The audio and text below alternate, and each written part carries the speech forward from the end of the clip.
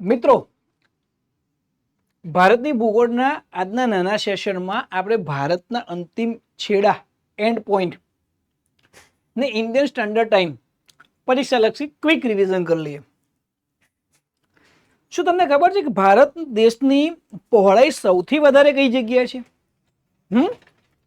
તો તમે કહેશો કે સાહેબ ભારતમાં લગભગ 30 ઉત્તર અક્ષાંશ, કઈ જગ્યાએ 30 ઉત્તર અક્ષાંશની જે જગ્યા છે તે સૌથી વધારે ભારત પહોળું છે. અહીંયા સૌથી વધારે પહોળાઈ છે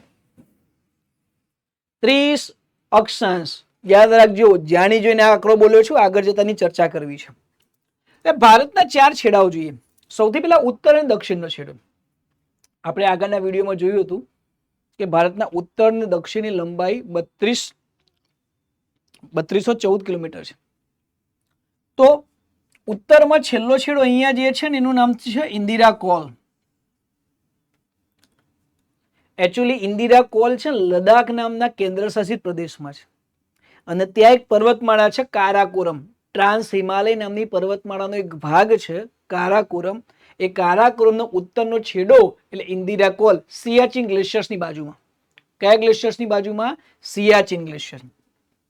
ત્યાંથી સીધા ભારતના દક્ષિણતમ બિંદુ પોઈન્ટ ઉપર આવો તો ભૂમિ ઉપર તમને તમિલનાડુની અંદર જોવા મળશે હિન્દ મહાસાગરના મુન્નારના અખાતના પટ્ટામાં આવેલી જગ્યા જેનું નામ છે કન્યાકુમારી.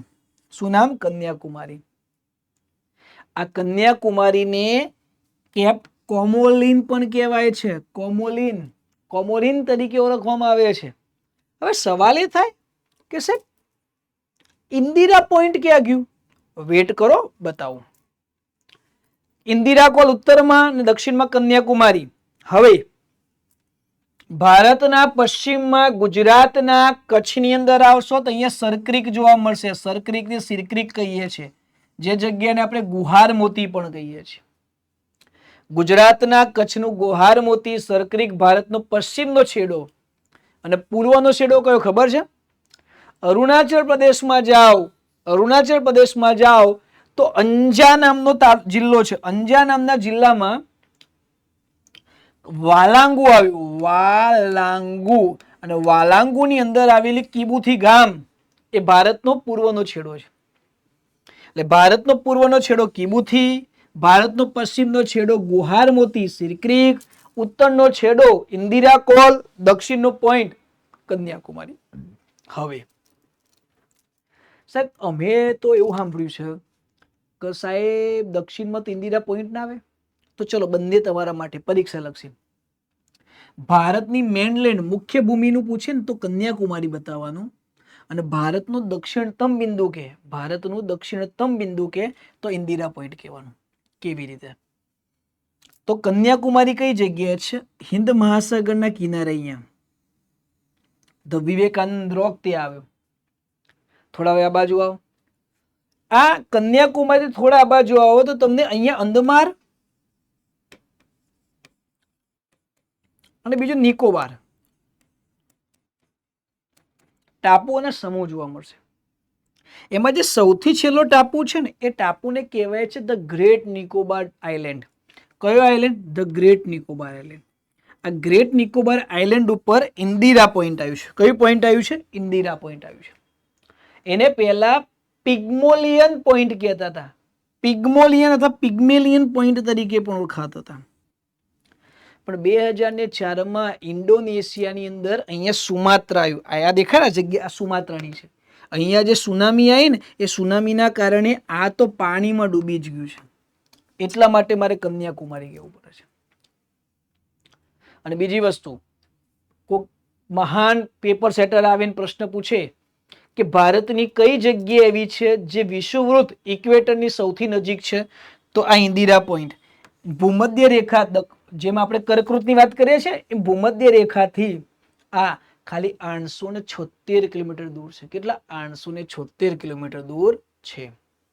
હવે આગળ ભારતના 4 પોઈન્ટ જોઈ લીધા. હવે આપણે ભારતના પૂર્વ અને પશ્ચિમ સમયની વાત કરીએ. શું તમે જાણો છો સવારે 5 વાગે અહીંયા સૂર્યોદય થાય તો ભારતના ગુજરાતમાં 7 વાગે થાય, 2 કલાક પછી. મેં પહેલા જ વાત કરી હતી કે ભારતના પૂર્વ અને પશ્ચિમમાં 30 અક્ષાંશનું અંતર છે, રેખાંશનું. અહીંયા કિબુથીમાં સૂર્યોદય થાય ત્યારે ગુજરાતમાં અંધારું હોય. ગુજરાતમાં સૂર્યોદય 2 કલાક પછી થાય. ભારતનો પહેલો સૂર્યોદય, ભારતમાં ફર્સ્ટ સનરાઈઝ અરુણાચલના કિબુથીમાં થાય. ભારતનો છેલ્લો સનરાઈઝ ગુજરાતમાં થાય, ગુજરાતના ગુહારમોતીમાં. ભારતનો પહેલો સનસેટ કિબુથીમાં જોવા મળે અને ભારતનો છેલ્લો સનસેટ ગુહારમોતીમાં જોવા મળે. એટલે 2 કલાકનો ફરક છે. કેટલા કલાક? 2 કલાક. કેવી રીતે સાહેબ આટલો બધો ફરક કેમ આવે? તો સાહેબ અક્ષાંશો તો બરોબર છે કે બે અક્ષાંશ વચ્ચે 111 કિલોમીટર છે. જ્યારે બે રેખાંશોની ગણતરી કરવામાં આવે છે તો બે રેખાંશ વચ્ચે 4 મિનિટનું અંતર કહેવામાં આવે છે. કેટલા મિનિટ? 4 મિનિટનું. આના વિશે આપણે ભવિષ્યમાં દાખલા લાવીશું. પણ ભારતના પૂર્વ અને પશ્ચિમ છેડા વચ્ચે કેટલું અંતર છે? તો 30 ડિગ્રીનું છે. તો 4 ગુણ્યા 30 કરું તો 120 મિનિટ થાય. 120 મિનિટ એટલે 2 કલાક થઈ ગયા. આવી રીતે આપણે કહીએ છીએ કે ભારતના પૂર્વ અને પશ્ચિમ વચ્ચે 2 કલાકનું અંતર છે સૂર્યોદય અને સૂર્યાસ્તમાં. સાહેબ ઉનાળામાં આપણા ગુજરાતમાં સવારે 5 વાગે સૂર્યોદય પ્રકાશ દેખાય છે. સવારે 5 વાગે અજવાળું થવા માંડે છે ઉનાળામાં. તમે જો સિરક્રિકમાં જાઓ ને તો રાતે 3 વાગે સૂર્યોદય જોવા મળે. અડધી રાતે સુરત જોવો હોય તો અરુણાચલમાં જવાય. ચલો હવે આગળ. હવે આપણો સમય રેખા ઇન્ડિયન સ્ટાન્ડર્ડ ટાઈમ IST ક્યાંથી નક્કી થાય છે ખબર છે? જેમ એક કાલ્પનિક રેખા કર્કવૃત આપણે એમ ભણતા હતા એમ ભારતના બિલકુલ મધ્યમાં એક કાલ્પનિક રેખા રેખાંશની છે, જેને ઇન્ડિયન સ્ટાન્ડર્ડ ટાઈમ ભારતનો પ્રમાણભૂત સમય કહેવાય છે, જે 82.5 પૂર્વ રેખાંશ છે. આપણા ભારતનો સમય આ રેખા નક્કી કરે છે. આપણી તમારી ઘડિયાળમાં કેટલા વાગ્યા એ નક્કી કરે છે 82.5 પૂર્વ રેખાંશ, જે global time, London time, Greenwich time જે બોલો એના કરતા 5.5 કલાક આગળ છે. એટલે આપણે અંગ્રેજો કરતા 5.5 કલાક આગળ છીએ. એનો મતલબ સમજ્યા? અંગ્રેજો, ઇંગ્લેન્ડમાં રહેનારા અંગ્રેજો કરતા 5.5 કલાક પહેલા આપણે ઉઠીએ છીએ, ચા પીએ છીએ, નાવા ધોવાનું કામ કરીએ છીએ, નોકરી ધંધો કરીએ છીએ, બપોરનું જમવાથી લઈને બધું 5.5 કલાક પહેલા કરીએ છીએ. સાહેબ ઇંગ્લેન્ડમાં સવારે મેચ ચાલુ થાય તો ઇન્ડિયામાં સાંજે મેચ દેખાય. સમજ્યા? એટલે ઇંગ્લેન્ડમાં જ્યારે પણ મેચ થાય કદી ડે નાઇટ રખાય જ નહીં. ડે નાઇટ રાખે તો આપણે મેર જ ના વાંચવાનું. હવે સાહેબ કહી શકાય 5.5. અને ભારતનો પ્રમાણભૂત સમય છે નૈની નામનું ગામ છે ઉત્તર પ્રદેશમાં, ત્યાંથી નક્કી થાય છે. ક્યાંથી નક્કી થાય છે? ત્યાંથી. આ પ્રશ્ન પૂછે ઇન્ડિયન સ્ટાન્ડર્ડ ટાઈમ ઉદ્ગમ સ્થાન કયું? કઈ જગ્યાએ છે જે બપોરના 12 વાગે સૂર્યનું કિરણ એક્ઝેક્ટ ત્યાં પડે ત્યારે બધાની ઘડિયાળમાં ટાઈમ નક્કી થાય? તો નૈની ગામ. આ નૈની ગામ આવ્યું ઉત્તર પ્રદેશમાં. ઉત્તર પ્રદેશમાં ગંગા નદીના કિનારે તમે જાઓ તો પ્રયાગરાજ જોવા મળે, જેનું જૂનું નામ અલ્હાબાદ હતું. એનો એક તાલુકો છે મિર્ઝાપુર. आओ कभी मिर्जापुर में कालीन भैया के पास. અને એનું એક ગામ છે નૈની. આ નૈની ગામમાંથી ભારતનો પ્રમાણભૂત સમય નક્કી કરવામાં આવે છે. બીજી વસ્તુ, કર્કવૃતનો આપણે યાદ રાખ્યું હતું કે ભાઈ કર્કવૃત છે એ ભારતના 8 રાજ્યોમાંથી પસાર થાય. તો એવી રીતે 82.5 પૂર્વ રેખાંશ છે એ પણ ભારતના 5 રાજ્યોમાંથી પસાર થાય છે. આમ કયા 5 રાજ્યો? તો સૌથી પહેલા 3 પ્રદેશો, એક ઉત્તર પ્રદેશ, પછી મધ્યપ્રદેશ અને ત્રીજું આંધ્રપ્રદેશ. પછી આવશે છત્તીસગઢ અને ઓડિશા. 5 રાજ્યોમાં એમાં 3 તો પ્રદેશ. તો આની શોર્ટકટ આપી દઉં. 3 પ્રદેશની છત્રી ઉડી. 3 પ્રદેશની છત્રી ઉડી. કયા 3 પ્રદેશ? ઉત્તર પ્રદેશ, મધ્યપ્રદેશ, આંધ્રપ્રદેશ. હવે યાર હિમાચલ પ્રદેશ તો ના આવે યાર, એટલું તો આવડે, તમે બધા હોશિયાર છો. બીજું અરુણાચલ પ્રદેશ પણ ના આવે. એટલે 3 પ્રદેશની છત્રી ઉડી. યાદ રહી જશે તો અહીંયાથી. હવે એક એવી જગ્યા જ્યાં કર્કવૃત અને ઇન્ડિયન સ્ટાન્ડર્ડ ટાઈમ બંને મળે છે. એટલે 82.5 પૂર્વ રેખાંશ અને 23.5 ઉત્તર અક્ષાંશ આ બંનેનું મિલન છે ને છત્તીસગઢમાં થાય છે. સાહેબ છત્તીસગઢની અંદર જાઓ ને તો છત્તીસગઢના કોરિયા નામનો જિલ્લો છે. કયો ભાઈ? કોરિયા. તો સાઉથ કોરિયા વાળું કોરિયા નહીં હો. તો અહીંયા તમને થશે. અને બે રાજ્યો એવા છે જેમાં બંને રેખા જો મધ્યપ્રદેશ અને છત્તીસગઢ. કર્કવૃત અને ભારતનો પ્રમાણભૂત સમય મધ્યપ્રદેશ અને છત્તીસગઢ બંનેમાંથી પસાર થાય, પણ ક્રોસ ક્યાં કરે? છત્તીસગઢના કોરિયામાં કરે છે. તો ભાઈ આ ઇમ્પોર્ટન્ટ છે.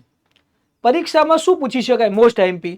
તો ભારતનો પ્રમાણભૂત રેખા સમય રેખા નૈની ગામ પ્રયાગરાજ ઉત્તર પ્રદેશમાં. ભારતમાં સમયમાં કેટલો સૂર્યોદય સૂર્યાસ્તમાં કેટલો ફરક છે? 2 કલાકનો. અરુણાચલ ને ગુજરાત વાળો પટ્ટો. અને કર્કવૃત અને મકર ઇન્ડિયન સ્ટાન્ડર્ડ ટાઈમ કઈ જગ્યાએ? મધ્યપ્રદેશ અને છત્તીસગઢમાંથી ભેગી થાય ને ક્રોસ ક્યાં કરે?